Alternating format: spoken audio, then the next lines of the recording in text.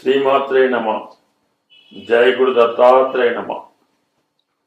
ఈ వీడియోలో మనం మీనరాశి వారికి శ్రీ పరాభవనామ సంవత్సర ఉగాది ఫలితాలు తెలుసుకునే ప్రయత్నంలో ఈ రాశి వారికి ఈ సంవత్సరం ఆదాయం 14, వ్యయం 11, రాజపూజ్యం 7, అవమానం 2. అంటే మొత్తం మీద మీనరాశి వారికి ఈ ఫలితాలు చాలా అనుకూలంగా ఉండడం.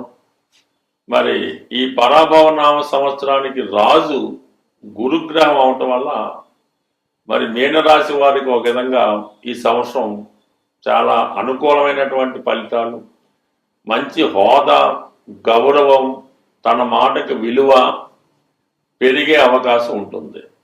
అయితే మరి ఈ సంవత్సర ఫలితాలు పరిశీలించినప్పుడు మరి మీనరాశి వారికి రాశి అందే శనిగ్రహ సంచారం ఈ సంవత్సరం అంతా కూడా ఈ జన్మశని ప్రభావం వల్ల జాతకుడు చాలా మానసిక అశాంతికి గురవడం జరుగుతూ ఉంటుంది. అయితే అదృష్టం వస్తే విదేశ ప్రయత్నాలు ఫలిస్తాయి. ఇతర విదేశంలో చదువుకోవాలని మీ ఆలోచన నెరవేరుతూ ఉంటుంది. విదేశంలో ఉద్యోగం చేసే ఆలోచన నెరవేరుతుంది. అంటే కుటుంబానికి దూరంగా వెళ్ళే మీ ప్రయత్నం నెరవేరుతుంది. అంటే చంద్రుడు మీనరాశిలో ఉండగా మీరు ఇప్పుడు ఆ రాశి మీద, చంద్రుడి మీద శని సంచారం జరుగుతుంది కాబట్టి ముఖ్యంగా మీ మదర్కి ఆర్థికపరమైన ఇబ్బందులు కానీ అనారోగ్యపరమైన సమస్యలు కానీ ఉండే అవకాశం ఉంటుంది. దానివల్ల పిల్లల మీద తగు శ్రద్ధ అవి పెట్టలేకపోతూ ఉంటారు. అయితే ఇది 3 విధాలుగా పనిచేస్తూ ఉంటుంది. బాల్యావస్థలో ఉన్న వాళ్ళకంటే ఫస్ట్ టైం ఎవరికైతే ఈ జన్మశని నడుస్తుందో ఈ 20, 22, 23 సంవత్సరాల లోపు ఉన్న వాళ్ళకి వాళ్ళ విద్య మీద ప్రభావం చూపుతుంది, వాళ్ళ మదర్ ఆరోగ్యం మీద ప్రభావం చూపుతుంది, గృహంలో మనశ్శాంతి ఉండదు, పిల్లవాడు చదువు మీద ఇంట్రెస్ట్ పెట్టలేకపోతూ ఉంటాడు. అదే మిడిల్ ఏజ్లో ఉన్న వాళ్ళకి ఆర్థికపరమైన సమస్యలు, పిల్లల పెళ్ళిళ్ళు, వాళ్ళకి ఉద్యోగాలు లేకపోవడం. అదే 60 సంవత్సరాలు 70 సంవత్సరాలు ఆ మధ్యలో ఉన్న వాళ్ళకి అనారోగ్య సమస్యలు, బెడ్ రెడ్ అవ్వడం, పిల్లలు పట్టించుకోకపోవడం. ఈ విధంగా జాతకుడికి జన్మశని ఇబ్బంది పెడుతుంటుంది. కాబట్టి జాతకుడు నిజాయితీగా క్రమశిక్షణతో సంపూర్ణంగా దైవం మీద బలం వేసినప్పుడు, భారం వేసినప్పుడు తను అన్ని సమస్యల నుంచి బయటపడతాడు. ఎటువంటి మనోవేదన చెందకుండా, జరిగిపోయి తలుచుకొని బాధపడకుండా ఎలా ప్రశాంతంగా ఉంటే మాత్రం చాలా హ్యాపీగా ఉంటాడు. లేని పక్షంలో ఏదో ఒక వేదన జాతకుడికి ఇబ్బంది పెడుతూ ఉంటుంది. అయితే గురుబలం జాతకుడికి రాశ్యాధిపతిగా గురువు చతుర్థ స్థాన సంచారం వల్ల మే 31 వరకు చతుర్థ స్థానంలో గురువు జాతకుడికి గృహ సౌఖ్యాన్ని కలిగిస్తాడు. కొత్త గృహం కొనాలనే మీ ప్రయత్నం నెరవేరుతుంది. ఏదైనా ఇల్లు మారాలనే మీ ప్రయత్నం కూడా నెరవేరుతుంటుంది. దశమాన్ని గురువు వీక్షించడం వల్ల వర్క్లో ఎంత ఇబ్బంది ఉన్నప్పుడు కూడా టైం టు టైం ఆ వృత్తిని పూర్తి చేయడం జరుగుతూ ఉంటుంది. ఎవరి సహకారం లేకుండానే మీరు వృత్తిలో సక్సెస్ అది పొందడం జరుగుతూ ఉంటుంది. అంటే ప్రధానంగా ఎప్పటికన్నా జూన్ 1 నుంచి అక్టోబర్ 31 మధ్యలో పంచమ స్థానంలో గురువు ఉచ్చ స్థితిలోకి రావడం వల్ల జాతకుడు 100% మంచి నిర్ణయాలు తీసుకుంటాడు. పిల్లల విషయంలో అభివృద్ధి కనబడుతుంటుంది. మీ మనసులో ఉన్న కోరికల్ని, ఆలోచనల్ని అమలు చేసే ప్రయత్నంలో చాలా సక్సెస్ అవ్వడం జరుగుతుంది. అంటే పంచమంలోకి వచ్చినటువంటి గురువు రాశిని వీక్షించడతాడు 9వ దృష్టితో. అందుకని జాతకుడు నడవడికలో మార్పు రావడం జరుగుతుంది. బద్ధకం అది ఉంటే విడిచిపెట్టి చాలా క్రమశిక్షణతో మెలుగుతాడు. ఎక్కువ ఆధ్యాత్మిక ధర్మ కార్యక్రమాల్లో తన నిత్యకృత్యాలు ఎప్పటికప్పుడు పూర్తి చేసుకోవడం జరుగుతుంది. జాతకుడు నడవడికలో, ప్రవర్తనలో మార్పు రావడం జరుగుతుంది. చిన్న చిన్న బలహీనతల నుంచి బయటపడడం జరుగుతూ ఉంటుంది. అలాగే ఇంచుమించుగా మీకు లాభాన్ని వీక్షించడం వల్ల ప్రేమ వ్యవహారాల్లో ఉన్న వాళ్ళు సక్సెస్ అవుతారు. పిల్లలు ఉద్యోగాలు రావడం వల్ల వాళ్ళకి ఆదాయం సమకూరుతుంది. ఆర్థిక పరంగా మీకు సహకరించడం జరుగుతూ ఉంటుంది. అంటే మొత్తం మీద జీవితంలో ఒక సెటిల్మెంట్ అయ్యే మార్గం కనబడుతూ ఉంటుంది.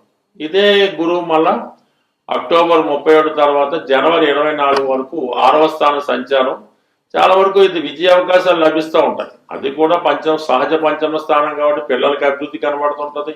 మీ మాటకి తిరుగు ఉండదు. ఎక్కడికి వెళ్ళినా కూడా సక్సెస్ఫుల్గా సాధిస్తూ ఉంటారు. అయితే ఆరోగ్య విషయంలో కొంత జాగ్రత్త తీసుకుంటే సరిపోతుంది. తిరిగి మళ్ళా జనవరి 24న గురువు కర్కాటక రాశికి రావడంతో అక్కడ నుంచి ఉగాది దాకా చాలా విషయాలు అనుకూలత ఏర్పడుతుంది.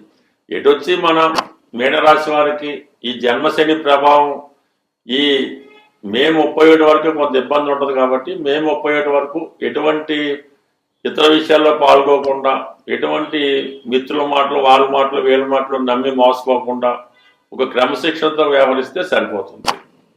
ఇక రాహు 12వ స్థానంలో ఉండడం వల్ల మీ అవసరానికి మీ యొక్క మిత్రులు సహాయపడకపోగా వారి యొక్క అవసరాలకి మిమ్మల్ని ఉపయోగించుకోవడం జరుగుతూ ఉంటుంది. వాళ్ళకి ఏదో ఎక్కడికో వెళ్దాం ఉంటుంది, మిమ్మల్ని ఆసరాగా తీసుకొని మీ డబ్బులతో వాళ్ళు ఎంజాయ్ చేయడం జరుగుతూ ఉంటుంది. అలాగే మీరు కూడా ఏ అవసరం వచ్చినా వాళ్ళ మీద ఆధారపడడం, వాళ్ళు మిమ్మల్ని మోసం చేయడం జరుగుతుంటుంది. కాబట్టి సాధ్యమైనంత వరకు ఫ్రెండ్స్కి, స్నేహితులకి దూరంగా పెట్టడం మంచిది. ఏ పనున్నా సొంతంగా మీరే చేసుకోవాలి తప్ప ఇతరుల మీద ఆధారపడడం వల్ల నష్టపోయే అవకాశం ఉంటుంది. స్వస్తి. ఏదైనా మనకి గ్రహాలు ప్రతికూలంగా లేనప్పుడు ఆ గ్రహాల్ని సంతృప్తి పరచడానికి మనం సనాతనంగా ఆచరిస్తున్నటువంటిది నవరత్న ధారణ.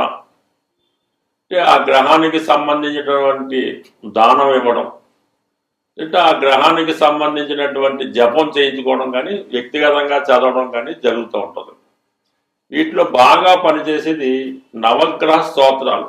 అంటే మనకి జప, కుసుమ, సంకాసం అది ఉంటుంది కదా, అక్కడ నుంచి 9 అంటే చివరి కేతు వరకు కూడా 9 నవగ్రహ శ్లోకాలు పారాయణ చేయడం వల్ల తొందరగా ఫలితం రావడం జరుగుతూ ఉంటుంది. అంటే పారాయణ చేసే విధానంలో సింపుల్ పద్ధతి, అంటే మా గురువు గారు చెప్పిన పద్ధతి ఏంటంటే, మనకి ఏదన్నా ఒక గురుగ్రహం అనుకూలంగా లేదు, అప్పుడు ముందుగా నవగ్రహ స్తోత్రాలు 9 కూడా ఒకసారి చదవడం, ప్రత్యేక గురువు గ్రహం యొక్క స్తోత్రాన్ని ఒక 41 సార్లు చదివి మళ్ళా తిరిగి 9 నవగ్రహ స్తోత్రాలు చదవడం వల్ల మనకి ఆ గ్రహశాంతి జరిగే అవకాశం ఉంటుంది. అవకాశం ఉన్నవాళ్ళు రత్నధారణ అన్నది, అంటే చాలా వరకు ఒరిజినల్ రత్నాలు దొరకపోవడం వల్ల ఇబ్బంది తప్ప, ఒరిజినల్ రత్నం అంటూ దొరికితే అది చాలా బ్రహ్మాండంగా పనిచేస్తూ ఉంటుంది. అది రవిగ్రహానికి కెంపు, చంద్రగ్రహానికి ముత్యం, కుజగ్రహానికి పగడం, బుధగ్రహానికి పచ్చ, గురుగ్రహానికి కనకపుష్యరాగం, శుక్రగ్రహానికి వజ్రం, శనిగ్రహానికి నీలం, రాహుకి గోమేధికం, కేతువుకి వైడూర్యం ధరించడం జరుగుతూ ఉంటుంది.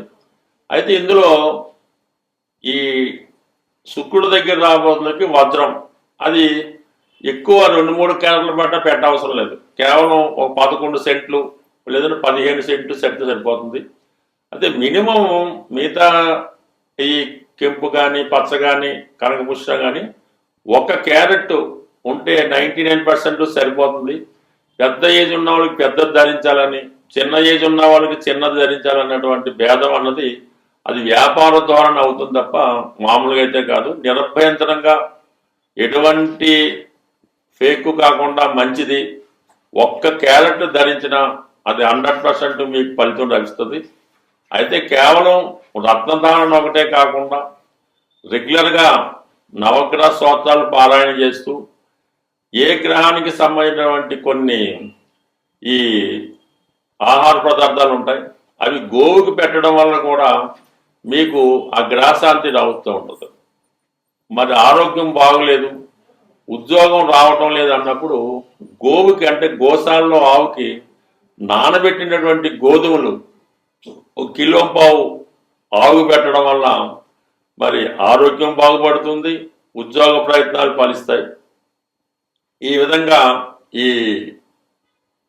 ఆవుకి ఆహారంగా పెట్టడం, ఈ విధంగా అనేక రకాల పరిహారాలు ఉంటాయి. చాలా ఈజీగా ధనం ఇబ్బంది ఉంది, ఆర్థిక పరంగా బాగా చిరిగిపోయాం, ఏ దారి కనబట్టలేదు అనుకున్న వాళ్ళు కొద్దిపాటి చిన్న రెమెడీ చేసి చూడండి, బ్రహ్మాండంగా పనిచేస్తే. ఏంటంటే ఒక 100 గ్రాములు గోధుమ నూక, అందులో ఒక 100 గ్రాములు పంచదార కలిపి, ఒక 100 గ్రాములు నెయ్యి, ఈ 3 కలిపి చక్కగా ఒక ఉండలాగా, లడ్డులాగా, పౌడర్లా చేసి ఆ పౌడర్ని చీమలు ఉన్న ప్రదేశంలో, ఏ చీమలన్నా పర్లేదు, ఆ చీమలు ఉన్న ప్రదేశంలో మంగళవారం రోజు ఆ చీమలకు ఆహారంగా వేయడం వల్ల, ఈ విధంగా మీరు ఒక 8 వారాలు చేయడం వల్ల ఎంత గొప్ప ఆర్థిక సమస్య అయినా 100% పరిష్కారం అయ్యే అవకాశం ఉంది. బట్ ఏదైనా ఇందులో నమ్మకం అన్నది వెరీ ఇంపార్టెంట్. మీరు ఎంత నమ్మకంతో పరిహారం చేస్తే అది అంత బాగా పనిచేస్తుంది. నమ్మకం లేకుండా మీరు ఎంత గొప్ప ప్రయత్నం చేసినా అది వేస్ట్గానే మిగిలిపోతుంది. స్వస్తి.